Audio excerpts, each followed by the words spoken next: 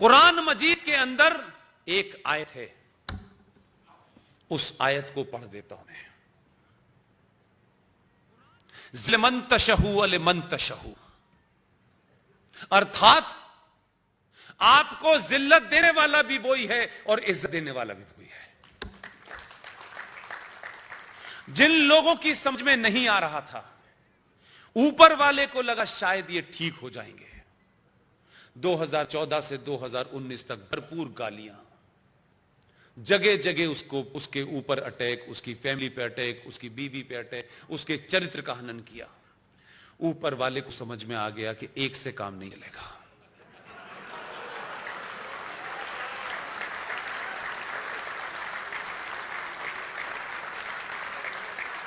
वो सुनता रहा, उसने कहा सबसे ज्यादा गड़बड़ उत्तर प्रदेश में हो रही है, वहीं भेजो। –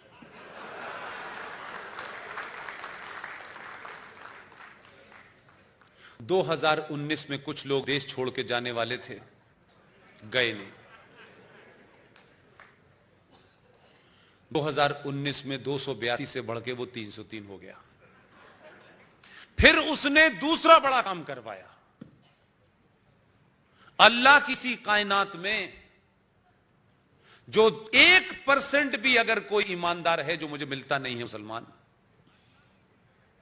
1% भी होता, तो जो सुबह से शाम तक ये कोका कोला का विज्ञापन होता है, हमारे यहां सब बराबर है, कोई छोटा बड़ा नहीं है, सुनते सुनते कान पक गए। अगर ईमानदार होते, अल्लाह के बंदे होते और अल्लाह का नाम लेके कर रहे होते और कुरान हदीस और शरिया का नाम लेके कर रहे होते, तो सबसे पहले हिंदुस्तान के मुसलमान जाते और जम्मू कश्मीर सरकार में वो फौड अब्दुल्ला और महबूब मुफ्ती की गोली मार देते हैं। उस महिला ने, उस अब्दुल्ला ने, उसके बाप ने इस्लाम के नाम पर, कुरान के नाम पर, अल्लाह की पैदा की हुई मखलूक कहते हैं supreme creation of the God, that is human being, उसमें फर्क नहीं हो सकता, ये उनका क्लेम है। उसी मखलूक के अंदर, उसी सुप्रीम क्रिएशन, उसी ह्यूमन बीइंग के अंदर एक राज ने, क्योंकि मेजॉरिटी मुसलमानों की थी, संविधान उनका था, सब कुछ था, आपने वाल्मीकियों से कहा कि तुम्हारी नस्लों की नस्लें आ जाएं, लेकिन जम्मू कश्मीर राज्य में तुम्हें नौकरी भंगी की मिलेगी। बहुत ताकत थी, हर मौसम में स्कार्फ बांध के घूमती हैं वो, बहुत चिल्लाती थी वो। हमसे विशेष लगाव था, इसलिए अपने राज्य में कई बार आने से रोक दिया उन्होंने। उन सबको लगता है कि हम ही ने उनका बड़ा नुकसान करता है। बहुत सारा हमें एजेंट बताया, कभी इसका एजेंट, कभी उसका एजेंट। कई बार अपने स्पीचेस में उन्होंने जिक्र कर दिया। उनके वालिद साहब अब नहीं रहे, वो भी बड़ा जिक्र करते थे, क्योंकि 35 की तकलीफ हम ही लोगों ने उन्हें दी थी। बहुत कहती थी वो, ये हो जाएगा, वो हो जाएगा, अगर 35 पे हटाया तो जम्मू कश्मीर में तिरंगा उठाने वाला नहीं मिलेगा, ये बारूद से खेल रहे हो, ये इससे खेल रहे हो। तो उससे सुनते सुनते दिमाग खराब हो गया। इसलिए सोच समझ के गाली देनी चाहिए। ये 1947 नहीं है, ना बापू हैं और ना विजनरी है। ये 2020 का भारत है। बापू के प्रदेश के 2 चेले आए हुए हैं।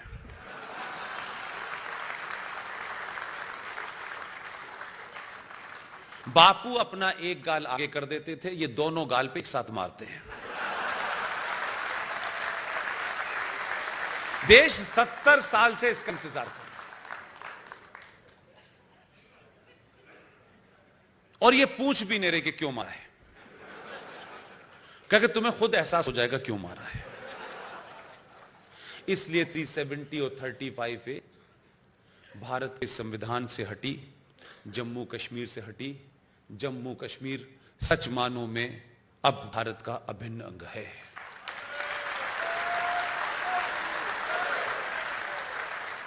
इसलिए देश के तमाम धनाढ्य लोग जिन पे बहुत पैसा है, वो अब जम्मू कश्मीर वैसे ही जाएं जैसे शिमला में जाकर के आप फैक्ट्री लगाते हैं। आप भी 2-4 फैक्ट्री लगा दें।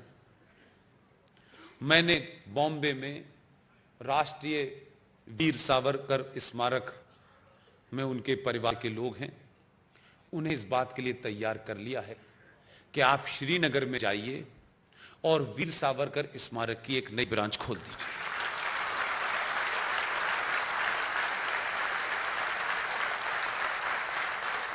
और वीर सावरकर की जब वहां ब्रांच खुलेगी, उनका साहित्य पढ़ाया जाएगा, तो यकीन मानिए वहां शिवाजी पैदा होंगे, बुरहान वानी नहीं पैदा होगा। और मैं क्यों कह रहा हूं कि शिवाजी पैदा होंगे? अगर शिवाजी का यह इतिहास आपको पढ़ाया जाता, पूना में शायद वो दिवस मनाया जाता है। पिछली बार कुछ लोगों ने मुझे वहां आमंत्रित किया था, मैं बोला भी, और उस वक्त भी मैंने यही बात रिपीट की थी जो मैं आज आपके सामने करना चाहता हूं। अगर शिवाजी ने अफजल खान का वध कैसे किया, अगर यह आपको पढ़ाया जाता, तो अफजल गुरु पैदा नहीं होता।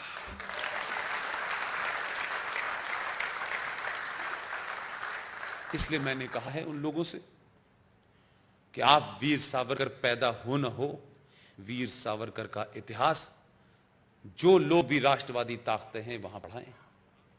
वहां न दुजाना पैदा होने वाला है और न अफजल गुरु पैदा होने वाला है। अब संकट सबसे बड़ा यह है, मैंने इसीलिए कहा कि समाज अगर सही मायने में बदल जाए, थोड़ा सा भी बदल जाए, तो सत्ता दौड़ दौड़ के काम करती है। वो ये नहीं पूछते अरे भाई हमारे पास तो राज्यसभा में हमारे पास बहुमत नहीं है, ये तो नहीं हो सकता भी। आपका दबाव था कि राज्यसभा में भी खेल कर दिया दोनों ने। भारत के इतिहास में पहली सरकार है कि जिस सरकार के पास जिस सदन में बहुमत नहीं था, उस सदन में ही पहले पास करके दिखा दिया। यह आपका दबाव है। मैं फिर कह रहा हूं, जितना दबाव बनाएंगे दिमाग तेज चलेगा। आप ही का दबाव है। जो भाषा ये देश 70 साल से सुनना चाहता था, वो सड़क पे भी सुन रहा है और संसद में भी सुन रहा है। तकलीफ जिन लोगों के है, जिन लोगों ने आज शाहीन बाग, लखनऊ के घंटाघर, अलीगढ़, रामपुर में जहां जहां सड़कों पे लोग बैठे हैं, वो सड़कों पे ही बैठेंगे। उन्होंने सही पहचान कर ली है अपनी। इसलिए यह देश अब किसी माई के लाल से डर के नहीं चलेगा। अगर इस देश को कुछ लोग अपनी गिती और सड़कों पे खड़े होकर के कत्लो गारत करके डराने की कोशिश कर रहे हैं, तो उन्हें ध्यान रखें। हमारे एक पूर्वज हैं, उन पूर्वज का नाम है भगवान परशुराम।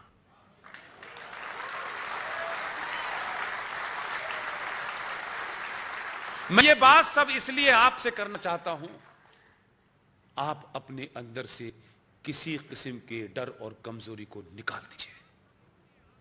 आप क्या हैं इसका जिस दिन भी एहसास हो गया, आपको इस देश में न AK-47 उठानी है, न कोई तलवार उठानी है, न चाकू उठाना है। आप अपने इतिहास को जान करके सही मायने में आप सनातनी हो जाइए। जरा से सनातनी क्या हुए हैं, लोग आपको डरा रहे हैं। उन्हें बताइए कि भगवान परशुराम ने क्या कहा था। नहीं मालूम तो मैं बता देता हूं। भगवान परशुराम ने कहा था कि अगर तुम्हारा दुश्मन, और तुम्हें यह एहसास हो जाए कि उस दुश्मन से तुम्हारी जान को खतरा है, इससे पहले कि वो सोचे, पलक झपते ही उसकी गर्दन अलग कर देना।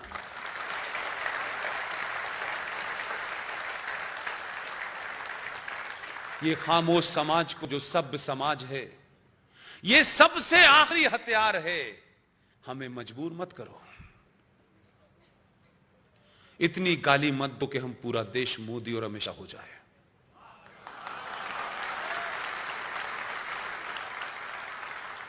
ये मोदी और अमित शाह कोई आदमी का नाम नहीं है, ये कोई आदमी नहीं है। ये 1000 साल तक हिंदुओं के साथ होने वाले अत्याचार की, इस 1000 साल तक आपको डराया धमकाया गया है। क्या क्या इतिहास में हुआ है मैं जानना नहीं चाहता। आज के भारत के 90 करोड़ हिंदुओं की एक खुटी है जिस पे उन्होंने इस सब को लटका दिया है, उस खुटी का नाम है नरेंद्र मोदी।